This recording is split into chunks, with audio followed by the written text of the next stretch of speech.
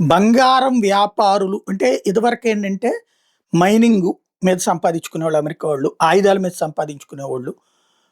ఇలాంటి వాటిటి మీద సంపాదన తగ్గాక ఇప్పుడు ప్రపంచంలో చేతుల్లో డబ్బులు లేకపోయాక, జనం దగ్గర ప్రపంచమంతా కంపల్సరీగా డబ్బులు దేని మీద పెడతారు అంటే బంగారం, వెండి మీద. బ్రిటన్, అమెరికా వ్యాపారులు కలిసి ఆడుతున్న జూదమే బంగారం ధరల పెరుగుదల, తరుగుదల. వాస్తవంగా అంత జనాలకు అవసరం లేదు. ఒక ఆస్పెక్ట్ కరెక్ట్. రిజర్వ్ బ్యాంక్స్ బంగారాన్ని ఎప్పుడైతే కొనటం ప్రారంభించినాయో ప్రజల్లో ఒక పానిక్ సిచ్యుయేషన్ వచ్చింది. ఇంకా పెరిగిపోతుంది, ఇంకా పెరిగిపోతుంది.